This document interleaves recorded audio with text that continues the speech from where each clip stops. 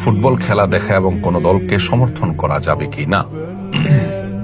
দেখুন, ফুটবল খেলা দেখা এবং বিশেষ কোনো দলকে সাপোর্ট করা, কোনো খেলোয়াড়কে ভালোবাসা, এটি নানা কারণে একজন মুসলমানের জন্য জায়েজ নয়। প্রথমত, যত আন্তর্জাতিক হোক আর দেশীয় বড় পর্যায়ের ফুটবলের আসর হোক, এগুলোতে জুয়া থাকে। জুয়ার বাইরে এগুলো থাকে না বললেই চলে। সেই সাথে এখানে সতর উন্মুক্তকরণের একটা ব্যাপার থাকে।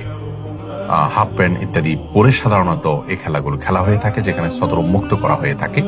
সেই সাথে নারী পুরুষের অবাধ মেলামেশার বিষয়টি থাকে এবং গান বাদ্যযন্ত্রের ব্যবহার তো আবশ্যিকভাবে থাকে।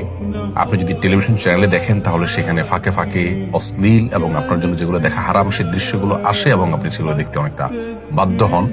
সেই সাথে সময়কে নষ্ট করা হয়। সবচেয়ে বড় বিষয় হলো ইমানদারের যে ইমানি চেতনা সেটা নষ্ট হয় এবং সময় অপচয় হয়, সময় নষ্ট হয়। আপনি হয়তো বলবেন যে এতে তো বিনোদন হয়, নষ্ট হলো কই, কিছুটা তো অর্জন হলো। তো যদি কিছুটা আপনি মজা পান তাহলে হারানোর পরিমাণটা তার চাইতে বহুগুণ বেশি। কারণ এর ফলে সালাতের প্রতি মনোযোগিতা নষ্ট হয়ে যায়, আল্লাহ রাব্বুল আলামিনের প্রতি আমাদের যে মনোযোগিতা সেটা নষ্ট হয়ে যায়।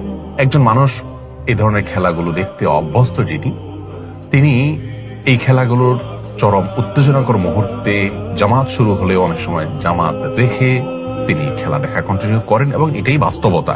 অতএব আল্লাহর জিকির থেকে এগুলো গাফিল করে ফেলে, এক ধরনের এডিকশন, নেশার মতো একটা অবস্থা আমাদের মধ্যে সৃষ্টি করে এবং দিন এবং দুনিয়া উভয় দৃষ্টিকোণ থেকে আমাদের জন্য এর চাইতে আরো বহু উপকারী বিষয় থেকে আমাদেরকে দূরে সরিয়ে রাখে।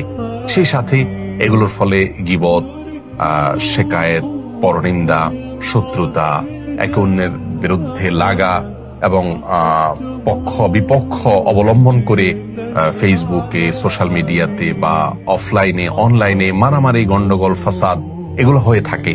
সেই সাথে কাফির এবং ফাসিক, যাদের মধ্যে আল্লাহ তাআলার প্রতি ঈমান নেই, বিশ্বাস নেই, যারা আমার রবের স্বীকৃতি দেয় না, তাদেরকে সম্মান করা, শ্রদ্ধা করা, ভক্তি করা, ভালোবাসা, অন্তরের গহীনে জায়গা দেওয়া, এগুলো সবগুলো ঈমান বিরোধী কাজ। আপনি যদি খুব বেশি উদার হন, যে উদারতার সবকটা মূলত ইবলিস এবং শয়তান দিয়ে থাকে, তাহলে সেক্ষেত্রে ঈমানদার হওয়ার কোনো সুযোগ আপনার নেই। প্রিয় দর্শক, রবের স্বীকৃতি যদি কেউ না দেন, সে কখনো আপনার আপন হতে পারে না। আপনার বাবা বা আপনার মায়ের জন্ম নিয়ে বা আপনার জন্ম নিয়ে যদি কেউ সন্দেহ করে, আপনার জন্মের স্বীকৃতি যদি কেউ না দেয়, আপনি তাকে কখনো আপন করতে পারেন না। সেখানে আপনার রবের স্বীকৃতি যদি কেউ না দেন, তাকে আপনি আপন কিভাবে করেন? এই সমস্ত খেলাগুলো দেখার মাধ্যমে বিভিন্ন কাফির, অমুসলিম এবং আল্লাহ তাআলার প্রতি অবিশ্বাসীদের প্রতি এক ধরনের ভালোবাসা তৈরি হয়, যা আমাদের ঈমানের জন্য ক্ষতিকর।